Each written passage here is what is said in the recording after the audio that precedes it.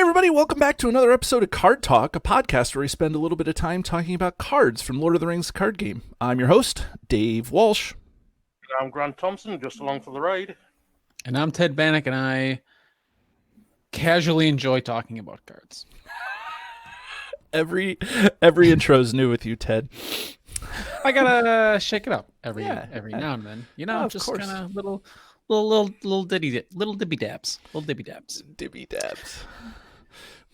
Do you? And among the things, yeah, I was gonna say, what else do you like to talk about, Ted? Very casually, we like to thank our patrons. Very calmly and appreciatively give them our respect. We always love to thank our patrons, and I would love to welcome 3 new patrons to the patron list. We have Steve, Niall, and Carl, and I assume that that's Niall. I'm not exactly sure on how to pronounce it, but Niall, I apologize for butchering your name if I'm doing that. And Carl is a longtime commenter on YouTube, and so I'm glad to see that Carl joined the ranks. And so Carl, thank you so much for being a new Squire of the Citadel Patreon. So along with Steve, Niall, and Carl, our new patrons, we have Vardane, who was a former Ready Teddy level supporter, which will come back into play shortly. And then James, Jake, Joshua, Matt, Russ, Justin, Jason, Kyle, Daniel, Mike, Robert, David, Sean, Lou, Phil, Joseph, and Dominic. That's a whole list of people, and we thank everybody, all of you, for being an amazing supporter of the show. And without you, the show would not be as awesome as it is. And Ted, I'll give it back to you in a second, because it's this Ready Teddy level of support that's really taking the community by storm here, isn't it? Like, how do you feel about that? It's a pretty premier and exclusive level to be in, and all the members that are currently at that tier or status should be tremendously proud of themselves for their accomplishments. Right. I mean, their accomplishments is really achieving just that tier, right? You know, and earning that right. Because it's a tremendous honor for them. I think, I don't really know. I'm mostly confused on the whole thing, but that's cool. We're just gonna roll with it. I mean, wouldn't it be nice if we had a Ready Teddy level supporter with us to talk about them? As a matter of fact, David, we do. We have a Ready Teddy level supporter joining us on today's show of Card Talk, and that is Justin. Welcome, Justin. Hello, everyone. Justin, it's almost with the suit coat and the tie and the pressed white shirt, like you're bringing it up a notch here at Card Talk, right? Well, we have a very serious card today, so we have I want to make sure I dressed appropriately for that. Okay. I mean, I think you're right on here. I think next time we do a recording bank of shows, I'm breaking out the shirt and tie, and yeah, we all feel underdressed. Yeah. I feel overdressed. So no, trust me, we're the ones that's wrong. Yeah. We've only been doing it for 3 years, but we've been doing it wrong the entire time. Absolutely. Yeah, pretty much. Yeah. Imagine where we would be if we all dressed like Justin did right now. Like that's well, I like Grant's outfit personally. Yeah. Right. Yes, we all like Grant's outfit. He's made it out of the mines of Moria and into whatever he is. Justin, before we get into the card, tell us a little bit about yourself. How'd you get into the game? You and Ted actually behind the scenes in all seriousness are friends a little bit. So, how did that happen? Like, what kind of stories do you just have a little about this? bit. And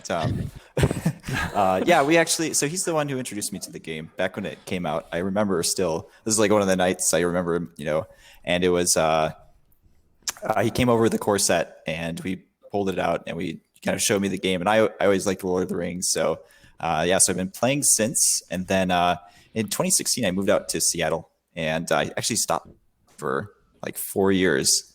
And then this last year, I started playing again. And It's been a great year because all these contracts and, there's some of the new cards I'm still not as familiar with, but there's so much going on right now with the game, and it's I've really been enjoying going back through all these old quests.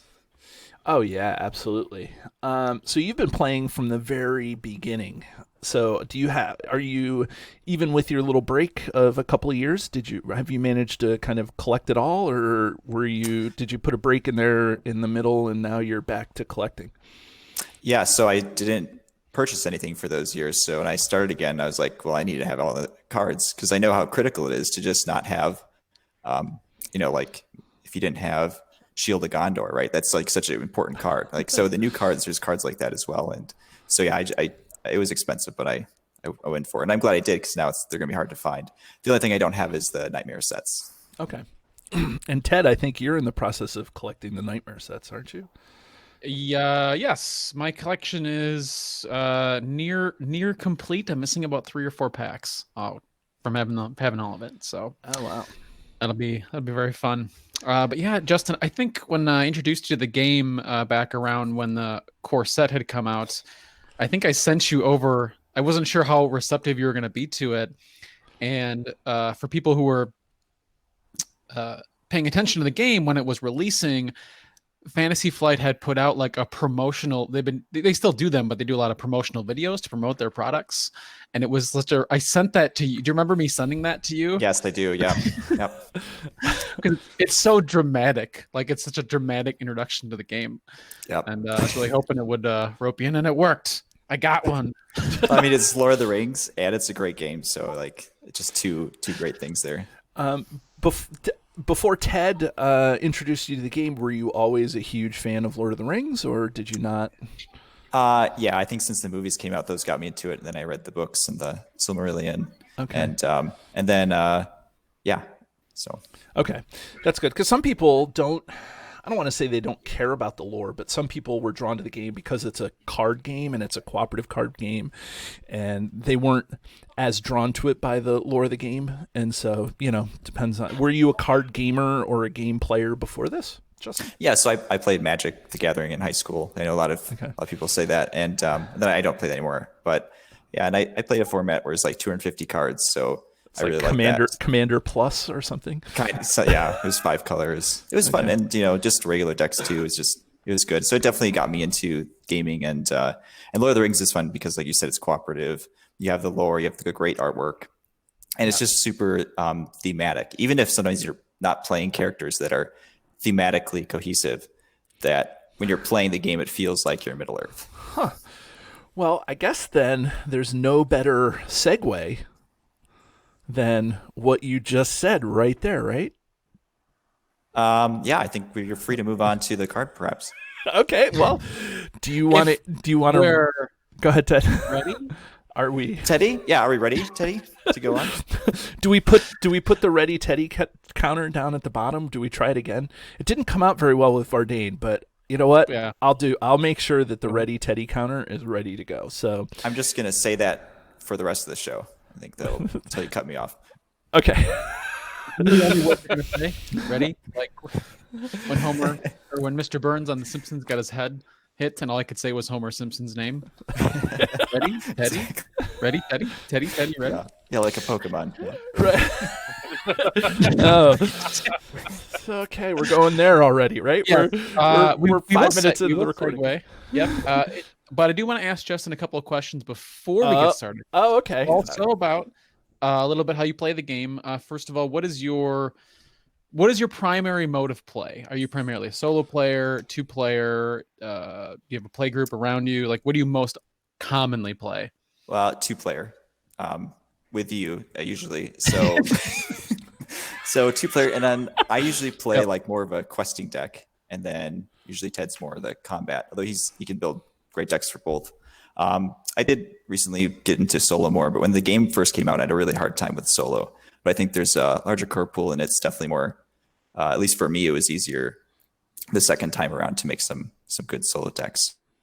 Player a lot. I think the game fits really well with 2 or 3 players, especially. So you get that kind of variety, and then you can specialize decks a little bit more. Absolutely. And what's your favorite sphere to play? That's the question I'd love to ask players too. This is Sure. to inform our listeners so they know where your mind is at. Yeah. How many players you play with and what sphere you like to play. My favorite sphere is Spirit, just because there's good questing, and then there's the cancel cards, like so important. Test of Wills, Hasty Strokes. Like whenever I'm building a deck, I'm thinking, how can I include Spirit in this deck so I can cancel things? Because it's just so pivotal to the game. So even if I'm playing Tactics, I'm like, it'd be really nice to have one Spirit hero, so I could put those in there. Right. Okay. Yeah, that's very fair. Okay. Well, thank you for that information. And great. Let's move on to the card that you have so freely chosen to pick for us. And please tell us. But Ted, we did What? free to choose Yeah. like a couple weeks ago, so you can't I know, use all but those. I You can't can't use use the all same- those I can't use ready-made the same puns. No, Yeah, we should probably hold back a little bit on All those. right. Just sparingly. Fine. no, but you know what? My daughters are people, and they are free people downstairs roaming around making noise. That's for sure. Yeah, we only get 9 puns. 9 puns, and they all have to be Podcast. unique puns, right? Right. Exactly. So if you haven't noticed, we're talking about the free peoples, and so I'll go ahead and pull up the card so that we can see it. So we got free peoples, and so it says it's a neutral event, and it says play only if the characters you have control have a total of at least 9 different traits between them. And there's action ready each character in play until the end of the phase. Each character you control gets +1 willpower. Okay. I mean, that's a wild looking card right there. That's I actually have been thinking about trying to come up with a free people's deck now that there is now the Bond of Friendship is out with the contract where you can start with 4 heroes. But Justin, it's your show, buddy. So what how do you use this card? So I guess I just recently started using it, actually. So that's what kind of put on my mind is I put it into a deck and it came up and I played it and I was like, oh, it's pretty good. And so then it started making me think a little bit more about how I could use it. So some things I kind of want to mention is it's not great for 3 hunters. I just recently built a 3 hunters deck that could do it, but you have to use elf friend, and you have to do those to try to get to it. So that's not great. It's also hard to recur because it's neutral. Right. Can you recur it at all? Will the West maybe? Okay, Well, so I'm not sure if there's something else. not specific recursion because all the Galadrim Weavers can bring it back if it's Okay. top card Like- of your like- discard. Dory can put it, the new ally Rankin Bass Dory that can put cards on the bottom of your deck, I guess. But that's Right. about- And then it's not, Retrieving neutral cards from your discard pile is the challenge, right? Because a lot Right. of cards that do retrieval, they're all within a certain sphere, and this card is a neutral event. So that's a very good point. and then kind of like go ahead. No, I was just going to say, and then all the records that take events back, right? So those are all just per sphere, and again, not neutral. Oh, so, yeah. So okay, so recurring this thing is a pain in the neck. So let's not Right. worry about recurring this thing, but let's go with how you play it. Yeah, so I think it's really it's a great card because it lets you ready everything and gives everything a willpower. So it basically means everyone can quest for that phase, that questing phase. It's not great in decks that are trait specific. So if you're making a whole Sylvan deck and you're really specific about only having Sylvans, it's not going to be good, obviously, right? If you're not going to get the 9 traits, you shouldn't put in that deck. Why are you coming at Sylvans? Why can't it be hobbits or Hobbits, Noldor? right? Or Hobbit or Noldor, or yeah, that's right. You like Sylvans. All right, sorry about that. No, Sylvans would be great. This would be a wonderful card if you only had Sylvans as a trait. So let me just stop everybody right here. So on on your screen, everybody, you're seeing a full-on presentation that Justin has made about the card. I am switching back and forth between the presentation and Justin and the people speaking, but I mean, right now on the screen is Justin's presentation. So this is how dedicated to this card he is. So I just want to point that out to everybody. So he just upped the production value of the video version of our podcast. Yeah, right. This is one of those times where we plug that we have a video side to this on YouTube. So if you're looking for us on YouTube, find us at Card Talk LOTR LCG. Now you set the bar too for our other guests, Justin. They all have a whole other level now. Right. Right, they could do a little Prezi or something. They could switch it up even.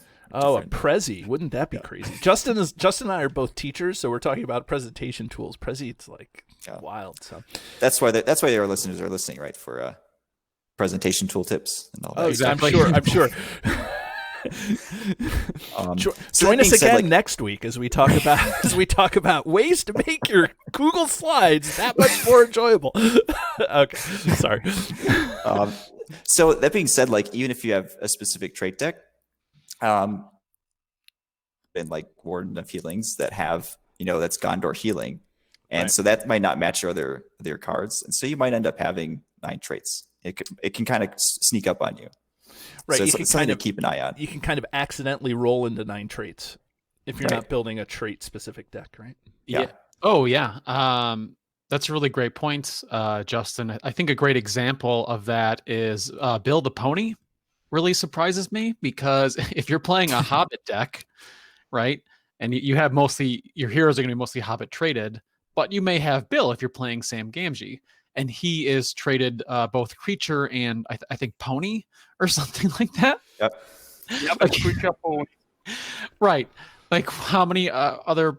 Like I think he's the only pony traded in the game. There's other horse allies like Riddermark's Finest. Their only creature. So I think it's quite easy to, like I said, have extra traits. Even if you are focused, you might find yourself bleeding into those. That's a real good point for people to look for.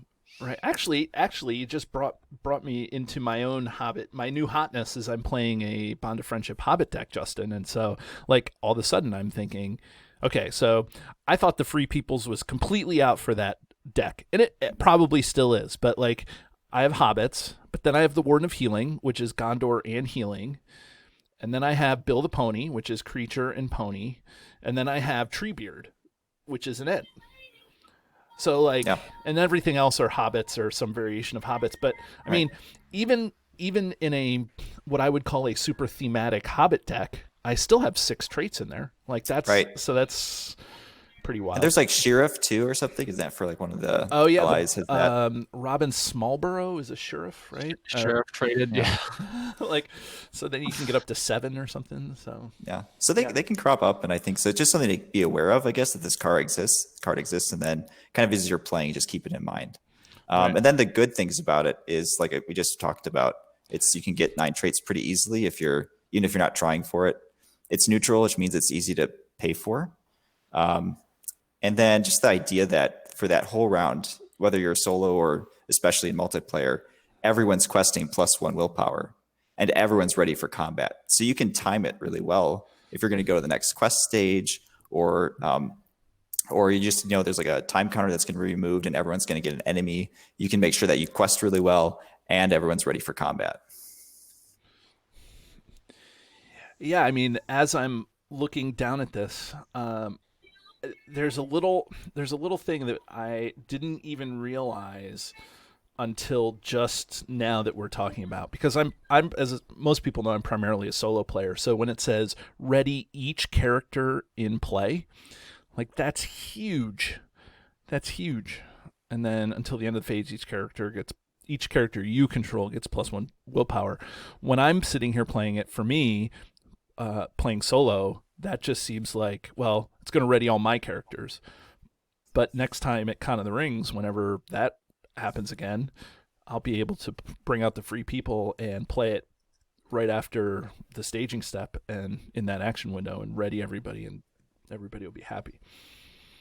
Oh yeah, and so if we compare it to like another 5-cost neutral card like Gandalf, and you think if you have the traits, which one would you rather play? This, I mean, not saying anything wrong against Gandalf, but you know, Ted, which he's one would coming you rather at you, play? Ted. He's coming at you, Oh Ted. no. Well, this is ally Gandalf, right? No, I 'Cause- know. Yeah, because I mean that's another disadvantage is that you can't play hero Gandalf, right? If you're Right, playing right. ally Gandalf. Right. But Yeah, so no, that's I mean, you're that's a nice exactly right. effect. When you compare the 5-cost neutral cards, like you would expect that 5-cost to be I guess Caleb calls it a bomb card. You just need a bomb card, similar to like the Galathram's Greeting and things like that. So, when you have a 5-cost bomb card coming in, you want it to be pretty powerful, like Ally Gandalf. So, I have to reconsider this right now. So then the other thing is like, just depending on the quest you're playing, there's a lot of effects that, if characters are exhausted or then they take a damage, especially in the first cycle, but even the last quest that just came out. So there's things like that you can completely avoid, or if you have to exhaust a character, you're not as upset by that. So it even can help with specific quests. And it could hurt you too. So I mean, you kind of have to be aware of when to play it, depending on the quest. So I guess the question from this slide becomes, when are you most likely going to play this? Let me ask Ted. See if Ted's been paying attention. Good teacher trick. Yeah. Yeah. Ted, when do you Yes, Mr. Walsh. Yes. No, I'm not the teacher. I'm just the aide. I'm the instructor. I'm the IA in the classroom. When would you play the Free Peoples, Ted? Well, that's a great question, and Justin had addressed it on his previous slide. You can play it before or after, and I think it comes down to which scenario that you're doing.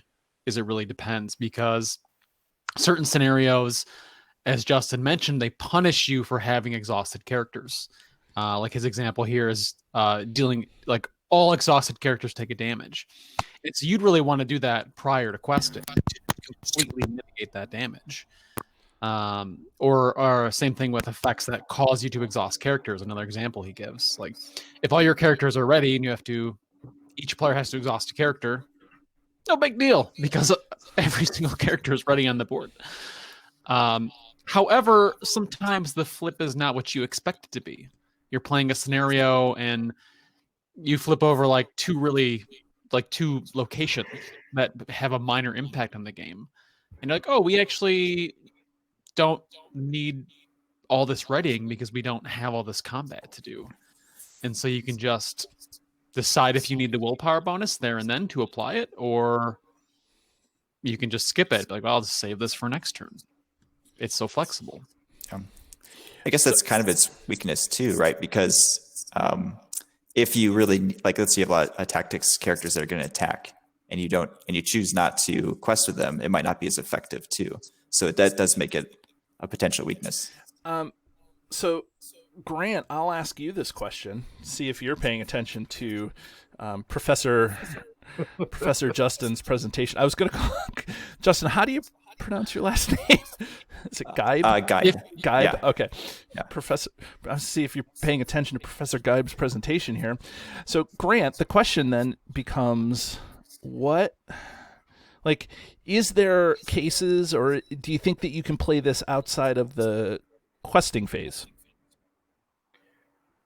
I don't think you get as much benefit from it outside the questing phases. There are certain quests in which case you would, like of the Druidan Forest, where you end up combating with willpower, which it could be most beneficial for. And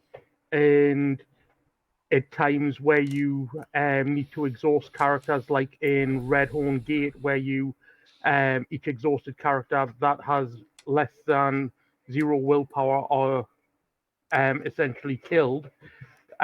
This could perhaps save some characters. So there are situations where it would be beneficial outside the quest phase. Okay, I was thinking more along the lines, and Justin, stop me if I'm stepping on your feet here. With a future slide, but are we? I was thinking like in combat. I think that's a great point. Yeah. Like you can defend with everybody, and then you can play and ready, or you can get several. Like if you're desperate, especially in that Hobbit deck you were talking about. Rosie gets an extra willpower that she can toss to another Hobbit over there, and but is that something you've thought about or you have coming up on a slide? I don't have a slide, no, but that's a great point. Like if you let's say decided not to need it during questing, but all of a sudden you got a lot of enemies and you just need it for combat, it's definitely worth it, right? Because instead of risking losing a hero or just getting a swarm of enemies, not being able to kill them, it would definitely be worth the 5 resources if you have them. Right. Okay, Professor, continue. Oh yeah. So like I said, I think it works well in solo or multiplayer, and we already kind of talked about this stuff. So with the questing and cleaning up enemies. So I think you all made a lot of good points. I especially like your point that you're making about moving on to the next quest stage.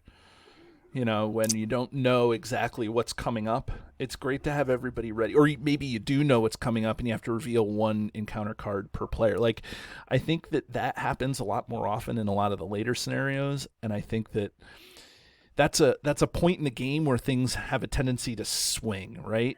Where, absolutely. And that's and rightly so. I mean, that's where the game is designed to swing. Is that you kind of cleaned up the first stage and you move on to the second one, and now you're revealing until you have 3 or 4 enemies in the staging area, and that can be pretty rough. There's another good feature for this. If you are playing Foundations of Stone, and just before you move on to Quest Phase 4, like when you're in Quest Phase 3, doing Quest Stage 3, I should say, where you're about to lose all your attachments and what have you, you play this just beforehand so everybody's ready before you get split up. Right. Oh yeah, that's true. Yeah. Yeah. Absolutely. Justin, keep going here. So just kind of a side point. So remember Thronag? I don't know, I'm saying that Thronagil or Throngil. Yeah. I think I misspelled it, but that's okay. So that might add a trait too, right? Because the Aragorns have different traits if you're using it on him. So that might give you an extra trait. I mean, it's not that you're going to play it for that. Obviously, that's not the reason you play these cards, but just kind of keep an eye out for it, right? And then, just some kind of interesting stats. So heroes, all the characters have 36 unique traits. And then allies, there's 30 unique traits. I teach math, by the way, so we're gonna go a little fun math time. Yeah, okay. This is why it's blowing my mind right now. So what you're saying is that the heroes, heroes have 36 should say characters. No, I should have said all characters. I don't have the heroes separately. There's a lot less for heroes, though. Oh, okay. So you're saying that with heroes, so counting characters with heroes, right? You're saying, so Gollum is a unique and only is on a hero card, for example, right? Right. Right. So he's a Gollum Burglar, or Smeagol. Yeah. Burglar on Bilbo. Okay. So are there any Pony? Yeah, ponies, I think there's that was one. Yeah. I was gonna say, like, okay, because it's I was gonna say, are there any unique traits that are on an ally that aren't on a hero? Like that sort of also woes, right? Look at you. I'm so happy that we're doing this. Now, just so you know, the people can only see, if you're watching this on the YouTube channel, can only see your graphics right now. So we're talking as the graphics are happening. I could read through the entire table if you'd like. No, that'd be good for the listeners. Yeah. That'd be thrilling. Yeah, it's good podcasting. I have a podcast where I just read tables, so I think you should check that out. Yeah, check that out over Geib. So yeah, this just shows that like most characters have 2 traits. It's pretty common, and then kind of the most common traits here, and it goes down like obviously, but so warrior, Gondor, dwarf, noble, those are all very common character traits. And then for allies, that's kind of similar, but notice there are actually a couple allies with 3 traits, but it's more common in heroes.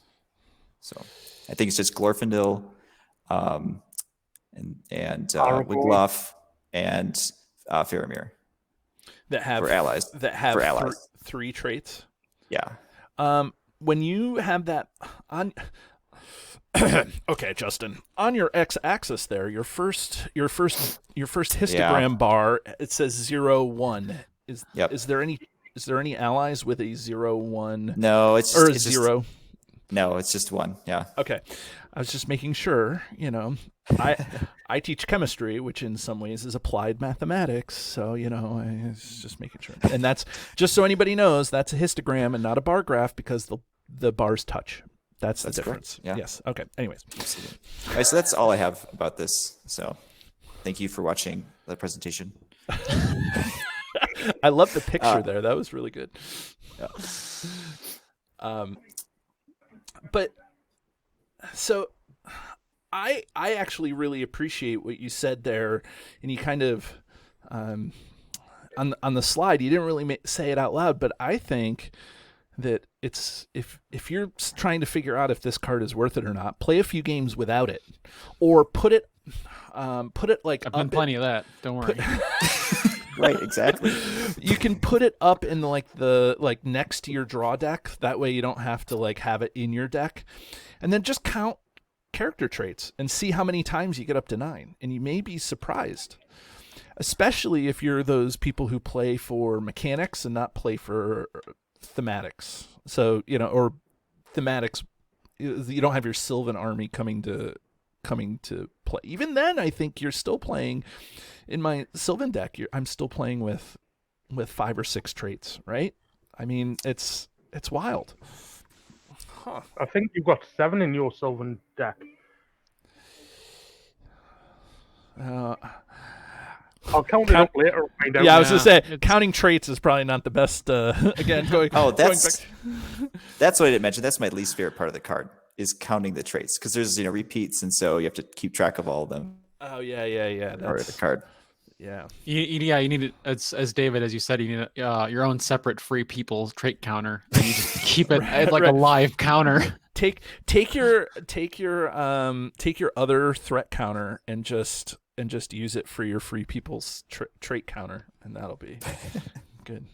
That's going to be our swag next year. When we get to releasing our swag in 2021, it's going to be a free people's trait counter. Just so it'd be nice to have something, because the threat counter is so menacing, right? It's like the Eye of Sauron. It'd be nice to have something hope inspired, right? Hope inspired. A nice look. So free people's counter, I think, is good. It's right on the nose.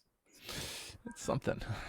Well, let's get down to the nitty gritty. Justin, you had a marvelous presentation, but talk to us about what kind of decks you've used this in, and to what degree of success you've had it in. I mean, you gave a lot of great overview, but give us some specifics. You started using it recently, so that's kind of wanted to talk about it, because I think it was underused by myself. So kind of wanted to say I should probably start thinking about this more in other decks. But the first deck I played in was a deck where I have a lot of allies, and so when I played it, even though my allies can't do a lot, I have a lot of good questing allies, but they're not good at combat. Still having them ready, combined, still had 8, 10 attack power. So I could chump one and then maybe kill 1 or 2 enemies. But then it readies the other decks too. So if Ted's playing a combat deck, or your other players are playing a combat deck, they're not going to benefit maybe a lot from the questing. But then during the combat phase, you added some questing, then they're all ready. Because maybe they send a couple characters normally questing, right? They're all ready, Teddy. Right. You're using it more than I am. That doesn't count. That doesn't count on the ready Teddy counter. Yeah, so Ted... Oh, go ahead, Grant. What were you going to say? I was just going to say you have 8 traits in your main deck for your Slippery Sylvans, 9 with Gandalf in your sideboard. Yeah, and that's really not enough to play it, right? You want to make sure that you have more than that, so it's easier to get to the 9 traits. Yeah, so have you done enough research on this, Justin, to figure out what the sweet spot for traits are? No, I like I said, I think the best way, that would be very complicated, is to play games and then kind of just keep track of it on the side, this would be a nice time to play with the free peoples. Would I have actually be able to play it if I had the resources? Yeah. I'm wondering if there's like a way to do this, especially with the Bond of Friendship deck. You can get 9 traits out on heroes pretty straightforwardly, I think. Every Aragorn has 3, and then you can play with Gollum. That's a unique trait. And then you can play with, Aragorn, Denethor. Yeah, I mean, yeah, Denethor has a unique. He's a steward. Well, yeah, a lot of heroes just by themselves have 2 traits. There's a big chunk of heroes that just have 2 traits, and so you can start with 6 unique traits off the bat, and to get up to 9, as we talked about, some allies that have 2, like the healer trait, or the woes trait. Well, it's only 1, but build a pony is 2. 2 allies can get you to 9. 1 or 2 allies can get you there. Probably right. 2. And then I guess the question that I'll open up to everybody, though, is, I mean, I see that the 5 cost is there, and I can see why it's 5 cost, because in a 4-player game, you could be readying easily 20 characters. Like, that could be easily readying a whole board, especially if people know you're playing it. But is the 5 cost a barrier to this card? Is it like... Does that make it not want to be played in a lot of decks? So Grant, I'll start with you. What do you think? I think if you've got the resources there, you've got the opportunity to play. It's a good play. For me, I've never actually really thought about putting this in a deck, mainly because of the fact that I've got other things that I want to play, or as of recently, I just cannot get the 9 traits with my 3 hunters deck. Right. But no, it's definitely worth a look at, especially if you're pairing up with other decks that are running, say, a 3 hunters, or running other types of decks that could benefit from the ready. Maybe not the willpower, but definitely the readying. Especially if they say are running a 3 hunters deck and they're questing to help get through, but they're also dealing with combat. It's beneficial. Right. But for me, the 5 cost, if you've got the resources there and you're not playing anything else, no, I don't really consider it being that much of a barrier. Okay. Justin, what's your thoughts on the 5 cost of the card? Well, the fact that it's neutral really is what makes it playable. If it wasn't neutral, it'd be something similar like Grim Resolve is a leadership event. And right, so but it just readies all characters. It doesn't even give them the +1 willpower, right? And so I kind of go back to my argument with Gandalf. Like, Gandalf's a great card, and obviously it can't reduce your threat, and it can't draw you cards. But as far as the damage to an enemy, it kind of does that because you're readying everything, so you can actually kill more enemies than you would be able to by just playing Gandalf. So I think if as long as you have the traits, I would probably use this one over Gandalf unless I need my threat reduced. And not to knock on that card because that's a great card too. But that's kind of the baseline. Like, well, if I would rather play this card than Gandalf, then it's probably a decent card. That's really good to say. I mean, that's really a good way to frame that cost of 5, kind of comparing it. And obviously the cards do a lot of different things, so I can understand that. Ted, let me ask you a related question is when do you pay 5 to bring this card out? Like, I mean, in the first round, you don't have 5 resources to play it unless you're doing some shenanigans. So when is this a mid-game card? Is this contingent on just the number of characters you're going to be readying? Like, I don't know, like when does this card hit the table?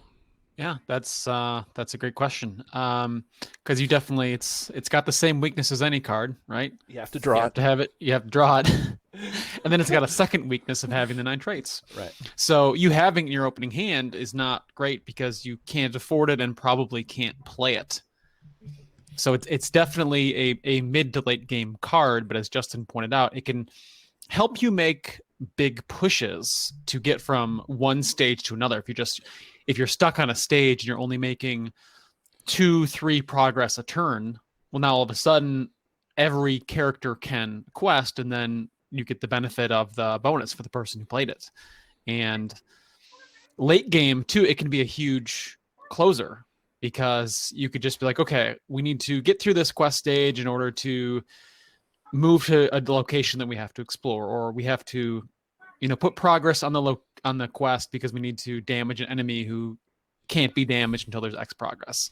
You can just do that in one turn. You just be like, well, let's just do this now. I've played this card to blow through entire quest stages. It's like, you can just like, well, you just do a whole quest stage in one turn in the middle of the game, like quest stage 2 or 3 is usually where this card comes out. And so, what if you only have like 2 or 3 allies on the board and your heroes? Like what? Even if you know what I'm saying, like yeah, it seems like there would be a limitation about the number of, like, you feel like there's a limit, a lower limit to the number of readies that you should get out of this card. Like if there's 5 characters that you're going to ready, then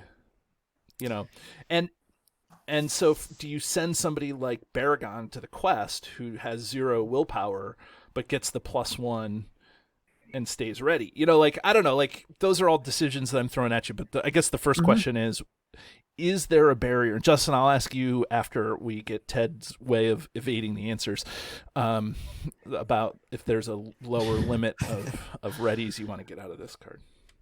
If not really, because having not questing successfully is a big penalty, right? Taking the threat raise could force you to deal with enemies that you're not ready with, as well as triggering some other effects in different scenarios. And even if you play it just to ready a single hero, so a couple cards we'll compare it to that are 5 costs. We already did Grim Resolve, great comparison, because it essentially does a similar thing. Let's compare it to a Fortune or Fate. So let's say you take an undefended attack, your hero's killed. You might pay 5 resources to resurrect that hero with Fortune or Fate. But if you have a free people, even if you ready one single hero to block that one single attack, the question is, would you pay 5 resources to save your hero? And then you can pay it from any of your resource pool instead of having to worry about playing them just from your spirit resource pools. Right. Okay. This is why you're on the show, Ted, is because you have all these things where you compare if it was me, I would, even if I got one single ready and it meant my hero not dying, worth it. Because then I get another turn to fight back as opposed to like limping along. Professor, what do you say about that? So like, and then the other thing is, let's say you defend that attack, they're also, everything else is ready to attack back. So they're actually going to be able to kill some of those, unless they're just not killable enemies at that point. I think, even like, let's say you're playing a combat deck, but you play allies and you have, 9 traits, even if you're not questing that much, like that extra push of your, 6 or 7 allies, maybe adds 10 or 11 willpower, can get you out of a location lock. Right. Or get you through the next quest stage, and then you're completely ready, and it helps your other teammates out too. So, I mean, and if you have more people playing it, like, that's a good thing. It's like more test of wills. It's not really a bad thing, right? If you have more people reading all the time. Nope, just 3 test of wills anytime anybody's playing. That's it. We're limiting the number of test of wills in decks on the table at one time. A few side points too about readying characters. When you are globally readying another player's characters, you also have to consider the extra bonus of utility allies, such as Warden of Healing. You could trigger him to get an extra heal for that round, even if he didn't quest. You could double heal. Or Gleowine would let somebody else draw a card. Mm-hmm. If you ready Hero Barivore, you can have someone draw 2 cards. Right, and in addition to her questing, then also she gets her ability and can quest. I was going to say the similar thing with Galadriel and having Nenya on her. Like, she can only use her reduce threat and draw a card once, but if you ready her, then she can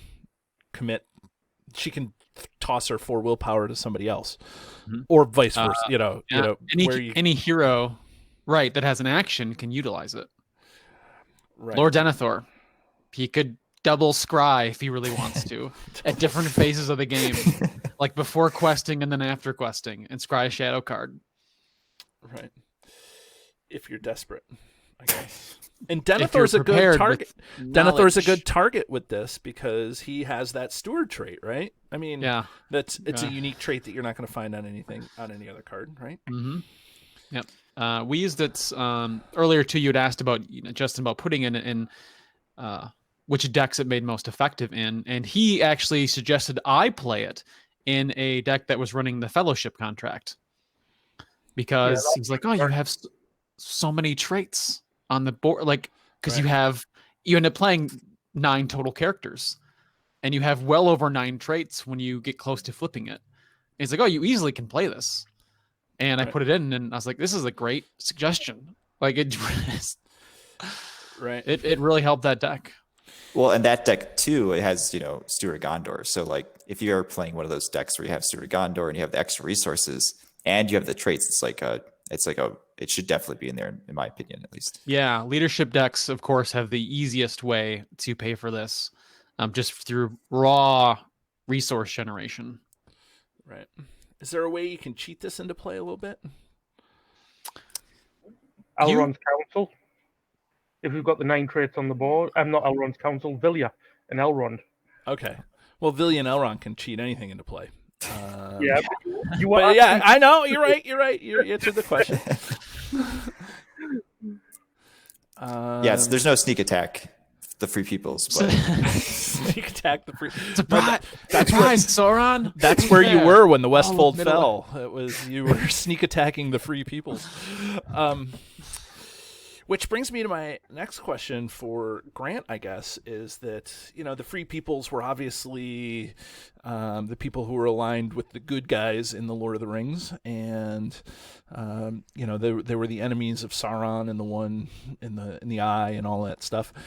But Grant, do you think this card is a thematic win, like in terms of what it represents and what it does? Does it kind of hit on those sorts of thematic things? Well, in the sense, the 9 walkers, which equals the 9 traits, represent the 9 people that left from Rivendell. The Free Peoples, there was a lot more than 9 what we would class as traits in Middle Earth that were allied against him. But for the representation, it represents the 9 walkers that left from Rivendell to fight to lead the charge against Sauron to destroy the ring. So yes, in that sense, it is a thematic win.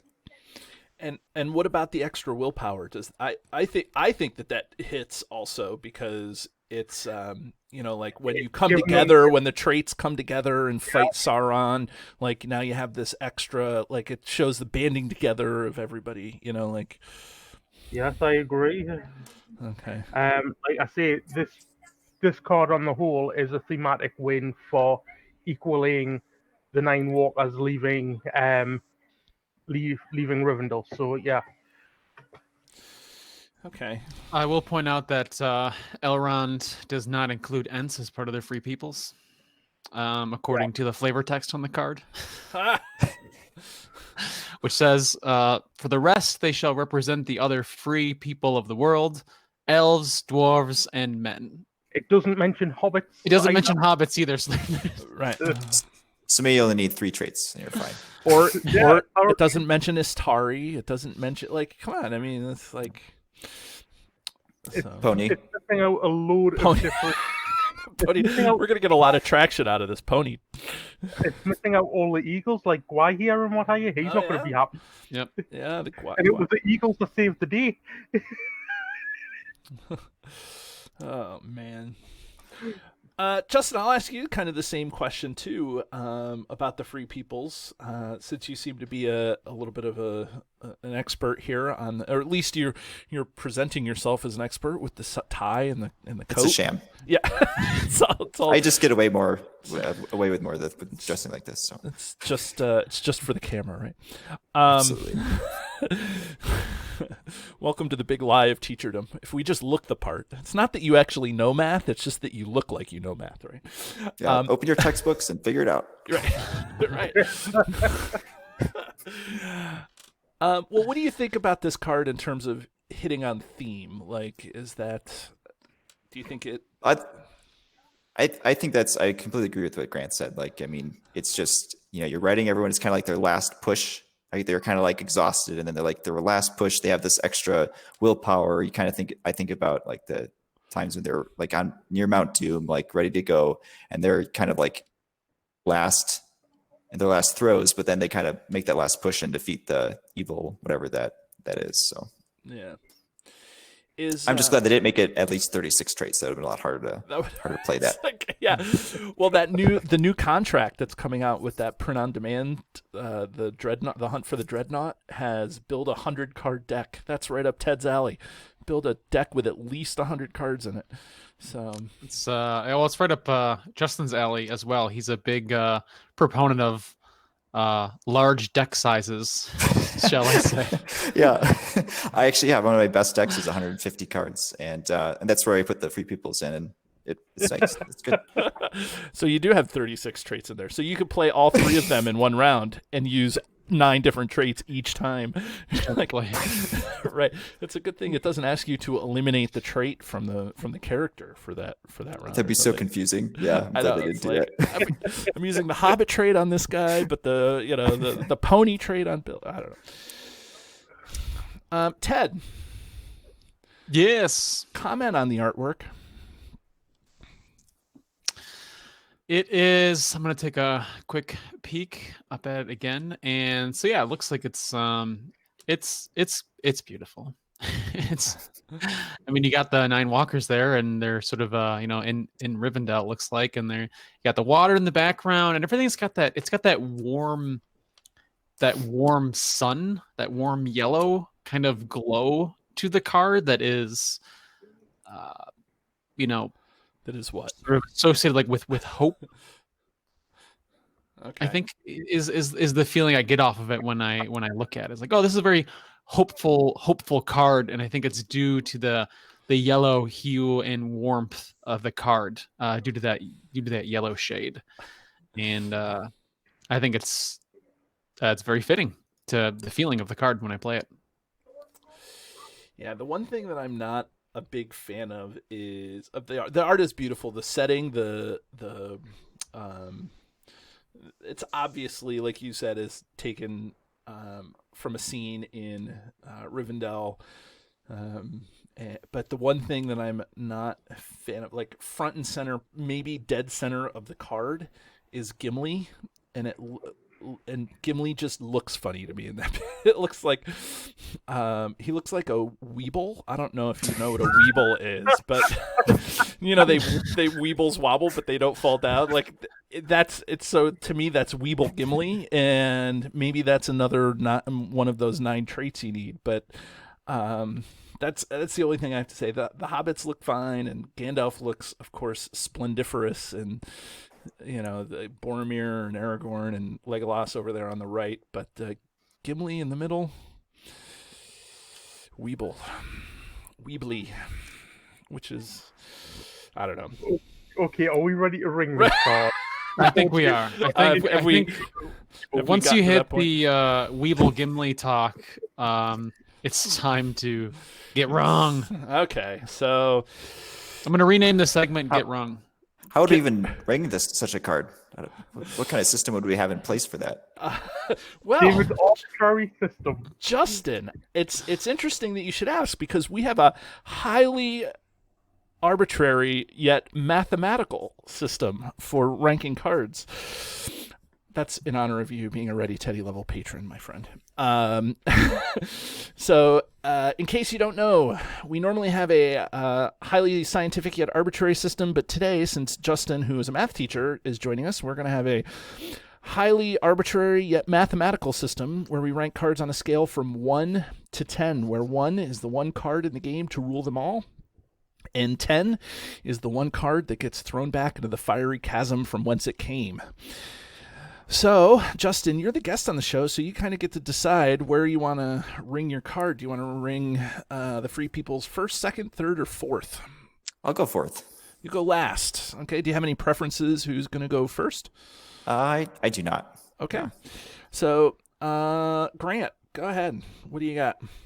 Okay, well, I'm going to give this card a four rings. 4. Yep. Are you sure? You sure? Is that this many? No, that's 8. Okay, sorry. Okay.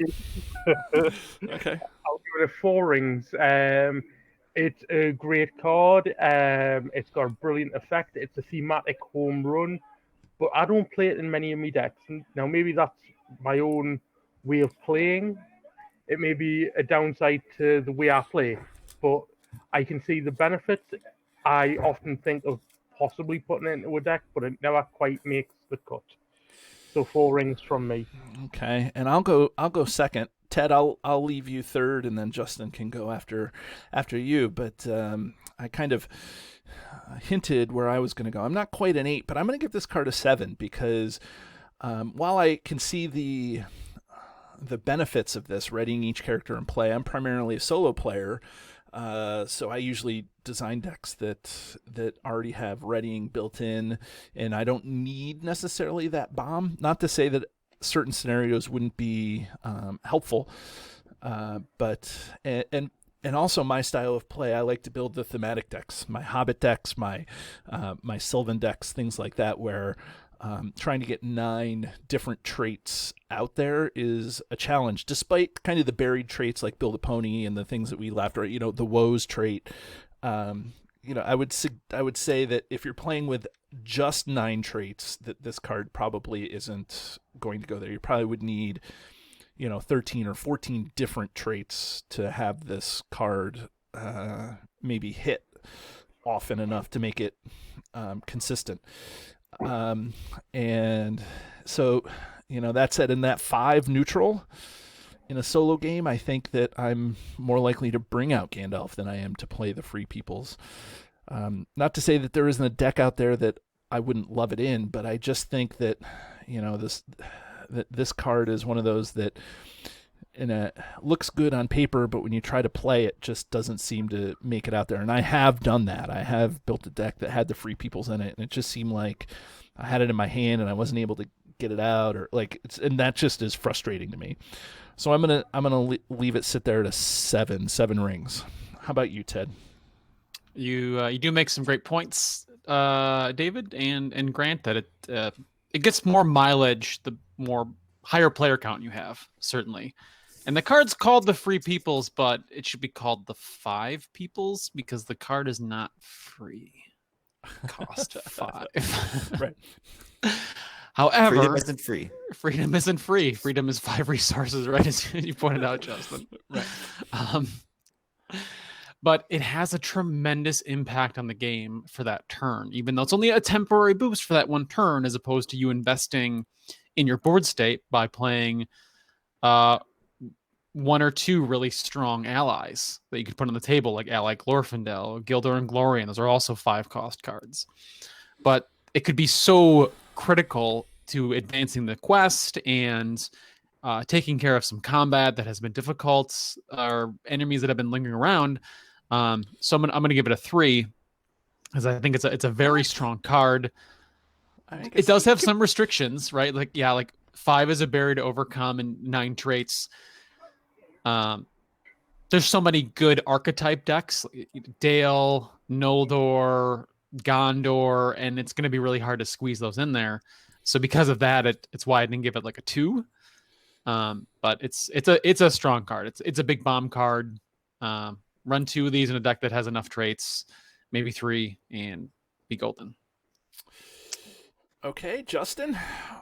Yeah, I'm when I first saw it, I kind of had the opposite experience of you, David, where I was like, I mean, it's expensive and I see the benefit, but I'm not sure if it's going to work. So I just put it in a deck, and then, when I actually played it, I was like, oh, this really helped. And I think you're right. Like solo it, depending on what you have, and for your reading, you might not need it as much. But two players, it can just make such a difference when you're going to the next quest phase and you have two more encounter cards, and you have enemies start spilling out of the deck, or you just get a really bad draw with lots of surges. And you have this as if not just for questing more, you have this also for combat.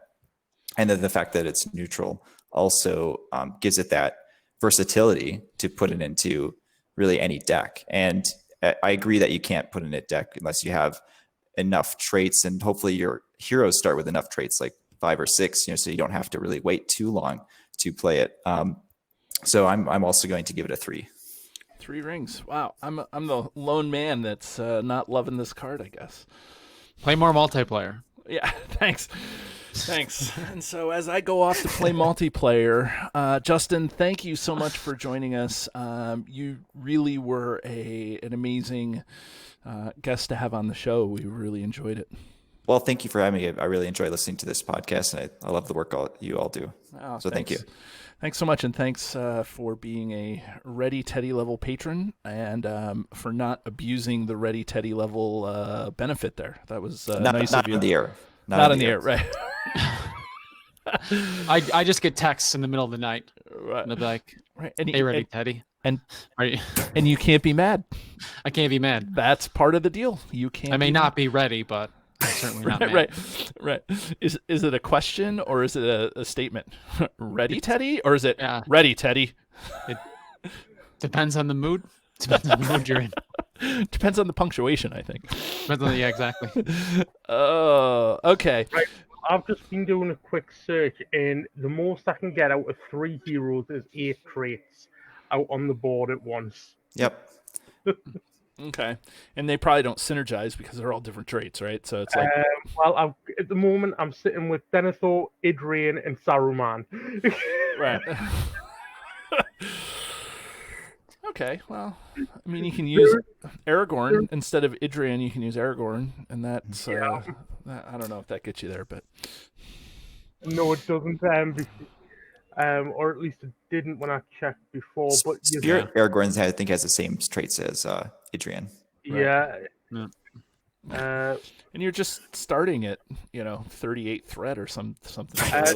Yeah, I would build a deck like that where it's not going to be a good hero lineup just to get an extra trigger. Right. You're right. I was checking to see if we could actually if I could build a 3 hunters deck with 9 traits straight off the bat, but I got to 8. That would be wild. Your whole trick is to just pull out the free peoples, like have an Istari that you can use word of command to pull out the free peoples. Oh yeah, that would be kind of funny. It's like, I did it. Here it is. Duh! Oh man. Okay. Well, you do have cards like Doherty Ranger and what have you.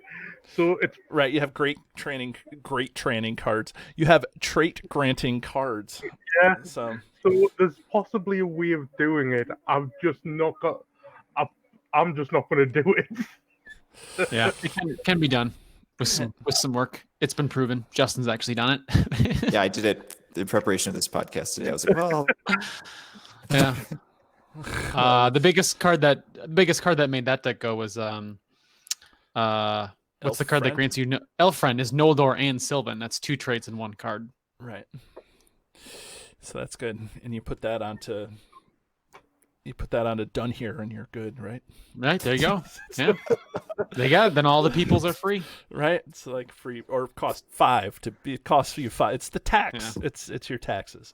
It's the tax. Right. You have to pay 5 in tax. Blame Trump for the tax. Jeez. Saruman's just a tax collector. Right. That's what he is. Okay. See why everyone's upset. Yeah. Well, this is probably a second show right here after we finally rung the guy. We just did a second show. So, Justin, thank you for joining us for podcast number 2 here after the ringing of the card. And everybody, thank you so much for listening, and we'll see you again as we talk about more cards from the game. Have a great day. Do you love the content? Here's what you can do to stay connected. Become a patron. The money collected through Patreon goes into keeping the lights on here at the podcast. We love our patrons, and you can join at many different levels. Visit patreon.com/cardtalk2018. You can subscribe to us, whether you're watching our YouTube channel or you're listening to us in your favorite podcatcher. Hit the subscribe button to get notifications of all our new episodes.